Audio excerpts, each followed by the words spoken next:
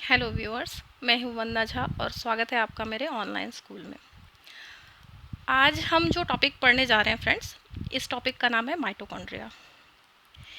इसको स्टार्ट करने से पहले थोड़ी हम लोगों के बीच कन्वर्सेशन हो जाए। जब हमने शुरू किया था साइंस पढ़ना तो हमको क्या बताया गया था? हमको ये बताया गया था कि हमको एनर्जी मिलती है फूड से। जब हम खाना खाते हैं तब हमें एनर्जी मिलती है। थोड़ी आगे क्लासेस में आए तो हमको बताया गया कि जो हम फूड खाते हैं वो एनर्जी तब हमें मिलती है जब उसका डाइजेशन होता है। अब ये मैं उससे एक स्टेप ऊपर माइटोकॉन्ड्रिया बता रही हूँ आपको।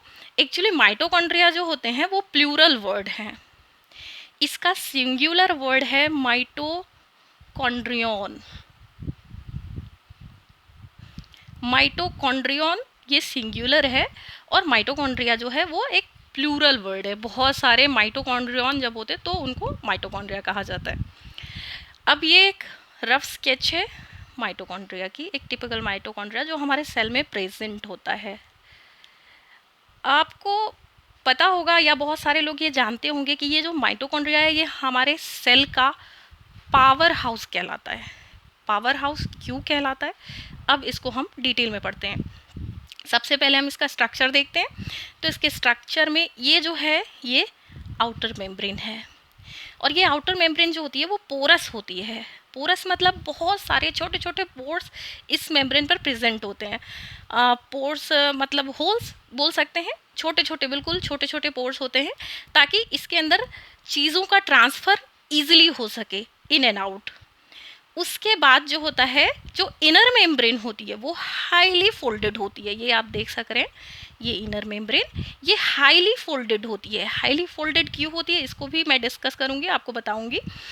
अच्छा, अब ये आउटर मेम्ब्रेन और इनर मेम्ब्रेन के बीच में ये जो है ये माइटोकॉन्ड्रिया आउटर मेम्ब्रेन और इनर मेम्ब्रेन मिलके इसको दो भागों में डिवाइड कर देती है। तो ये जो पहला वाला जो हिस्सा है बाहरी वाला, ये कहलाता है इंटर मेम्ब्रेन स्पेस।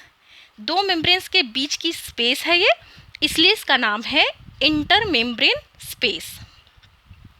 और ये अंदर ये जो फोल्डिंग है, हाईली फोल्डेड ये जो इनर मेम्ब्रेन है, इसके अंदर भी एक विस्कस मटेरियल भरा रहता है, लगभग साइटोप्लाज्म के जैसा। हम सेल का साइटोप्लाज्म पहले ही डिफाइन कर चुके हैं, डिस्कस कर चुके हैं उसको पहले ही सेशंस में।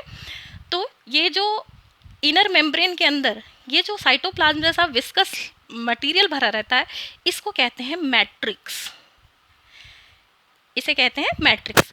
अब इस मैट्रिक्स के अंदर ये जो पावर हाउस क्यों है, इसका रीज़न भी है कि इस मैट्रिक्स के अंदर जो है इस माइटोकॉन्ड्रिया का खुद का डीएनए और खुद का राइबोसोम प्रेजेंट होता है। और हमको क्या पता है कि डीएनए जो है वो न्यूक्लियोलस में प्रेजेंट रहता है, राइबोसोम जो है वो सेल के साइटोप्लाज्म में प्रेजेंट रहता है, एंडोप्लाज्मिक रेटिकुलम के ऊपर प्रेजेंट रहता है। बट यहाँ पर क्या है, माइटोकॉन्ड्रिया के अंदर भी सेल्फ डीएनए और खुद का राइबोसोम प्रेजेंट रहता है। इसकी वजह से इसके अंदर प्रॉपर्टी होती है कि अगर सेल को ज़्यादा एनर्जी की नीड है तो ये खुद ही रेप्लिकेट करने लगता है। ये खुद ही अपने आप को रेप्लिकेट करने लगता है और 1 से 2, 2 से 4, 4 से 8, इस तरह से ये बनने लग जाता है। ये खुद को रेप्लिकेट कर सकता है क्योंकि इसके अंदर राइबोसोम और डीएनए प्रेजेंट रहते हैं। ठीक है, अब हम बात करते हैं कि ये हाईली फोल्डेड क्यों है। सबसे पहले बात करें इसके शेप की, तो ये कुछ बीन्स शेप ऑर्गेनल रहता है। ये सेल ऑर्गेनल जो है ये कुछ बीन्स शेप रहता है और पूरे साइटोप्लाज्म में स्कैटर रहता है। अच्छा, अब बात करते हैं हम इसके क्यों कहा जाता है इसको पावर हाउस ऑफ सेल। कहते हैं कि पावर हाउस ऑफ सेल है माइटोकॉन्ड्रिया। तो क्यों है, इसका एक नाम है, ये टिपिकल नेम है और ये बहुत ही इम्पॉर्टेंट है एमसीक्यूज़ के लिए आपके। ये पावर हाउस ऑफ सेल कहलाता है माइटोकॉन्ड्रिया। क्यों कहलाता है ये मैं आपको भी बता रही हूँ। आपने ये तो समझ ही लिया कि ये खुद को रेप्लिकेट कर सकता है। कब? अब जब हमारे शरीर में डाइजेशन के बाद न्यूट्रिएंट्स बन जाते हैं तो भी सेल्स को इतनी कैपेसिटी नहीं होती कि वो न्यूट्रिएंट्स को डायरेक्टली यूज़ कर सकें। तो ऐसे में क्या होता है कि ये माइटोकॉन्ड्रिया जो है वो एटीपी फॉर्मेशन करता है, एटीपी फॉर्मेशन करता है। ये एटीपी का फुल फॉर्म होता है एडिनोसिन ट्राइफॉस्फेट। ट्राई का मतलब समझ ही रहे हैं हम, 3, फॉस्फेट का मतलब फॉस्फेट के एटम। एडिनोसिन के एक रिंग पर 3 फॉस्फेट अटैच रहते हैं, तो ये एटीपी का फॉर्मेशन होता है। अब एटीपी क्या है इसको हम थोड़ा डिफाइन कर दें कि एटीपी का फॉर्मेशन ही क्यों होता है। फ्रेंड्स, जब हम कुछ खरीदने जाते हैं मार्केट में, तो अगर हम पैसे देते हैं, ठीक है, अगर हम पैसे नहीं देंगे, सिर्फ पेपर देंगे, तो क्या वो चलेगा? नहीं, क्योंकि हमको करेंसी की ज़रूरत होती है, करेंसी की वैल्यू अलग है। तो ये जो है ये करेंसी ऑफ सेल है। ये एटीपी जो है ये करेंसी ऑफ सेल है। एडिनोसिन ट्राइफॉस्फेट जो है ये करेंसी ऑफ सेल है। और ये कहाँ बन रहा है? ये बन रहा है माइटोकॉन्ड्रिया के अंदर। ये एटीपी जो है, जैसे जैसे इसके अंदर एटीपी का फॉर्मेशन होता जाता है। अच्छा, अब ये highly folded inner walls, highly folded inner walls जो हैं ये क्या करते हैं? सरफेस एरिया को बढ़ाते हैं ताकि एटीपी का प्रोडक्शन ज़्यादा से ज़्यादा हो सके। अब कैसे सरफेस एरिया को बढ़ाते हैं? तो मान लीजिए ये आप एक थ्रेड अज्यूम कर लीजिए कि ये एक थ्रेड है, ठीक है, ये थ्रेड इस तरह से रखी हुई है, A to B, ठीक है, ये इस तरह से रखी हुई है। अगर हम इसको लंबा कर दें, ये A to B, तो क्या हुआ? इसका एरिया बढ़ गया। तो क्या ये थ्रेड जो है, ये जो इस पैटर्न में रखी हुई है थ्रेड, सेम थ्रेड इस पैटर्न में रखी हुई, तो क्या हुआ? इसका स्पेस जो है ये कम लिया इसने अपने आप को रखने के लिए। बट अगर ये खुला हुआ है, अनफोल्डेड है, तो क्या हुआ? इसका स्पेस बहुत ज़्यादा आया। तो मेन यही रीज़न है कि इनर वॉल्स इसकी जो है वो हाईली फोल्डेड होती हैं। अब इस पर कितने सारे एडिनोसिन बनेंगे? ये बहुत सारे बनेंगे, अटैच होते जाएंगे, तो ये स्पेस ज़्यादा लेगा। तो इस वजह से यही रीज़न है कि माइटोकॉन्ड्रिया के इनर वॉल्स जो है इस तरह से फोल्डेड होते हैं, डेंसली फोल्डेड होते हैं, ताकि इसका सरफेस एरिया बढ़ जाए। सरफेस एरिया प्रोडक्शन का, एटीपी प्रोडक्शन के लिए या इनके खुद के रेप्लिकेशन के लिए, राइबोसोम कंटेनिंग के लिए, डीएनए कंटेनिंग के लिए, हर चीज़ के लिए इनका सरफेस एरिया इसमें से इंक्रीज करता है। इस वजह से इनका सरफेस एरिया बढ़ता है। अच्छा, अब ये जो सरफेस एरिया बढ़ा रहे हैं, ये फोल्ड्स बना रही है इनर वॉल्स।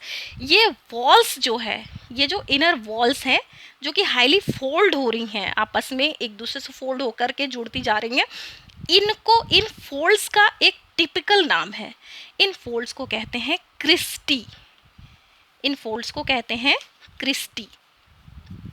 ये जो फोल्ड्स, इनर वॉल के फोल्ड्स हैं, ये इनका नाम है क्रिस्टी। ये क्रिस्टी जो है ये सरफेस एरिया इंक्रीज करते हैं,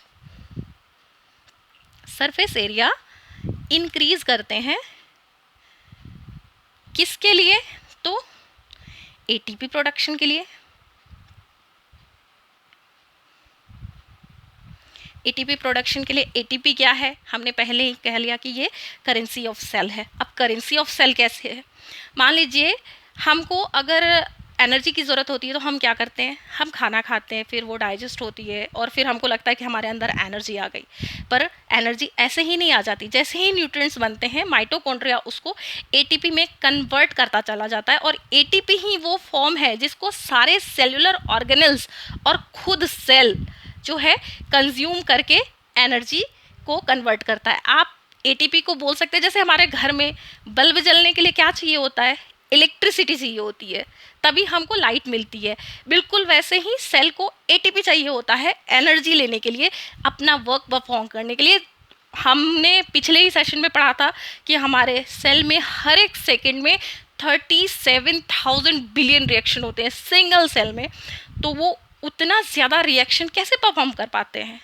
बस यही एटीपी हेल्प करता है उन सारे रिएक्शंस को परफॉर्म करने के लिए। ये बहुत ही एसेंशियल है, इसलिए इसका नाम भी है पावर हाउस ऑफ सेल, क्योंकि ये सेल को एनर्जी देता है और हमेशा ही एनर्जी देता है हर एक फंक्शन को, एक्टिविटी को परफॉर्म करने के लिए। तो मुझे विश्वास है कि आपको ये बहुत अच्छी तरीके से समझ में आ गया होगा। अगर आपको कुछ भी इसमें गलती लगती है या कुछ भी आपको ना समझ में आया हो तो प्लीज़ मुझे कमेंट करें। Till then, bye bye, thank you.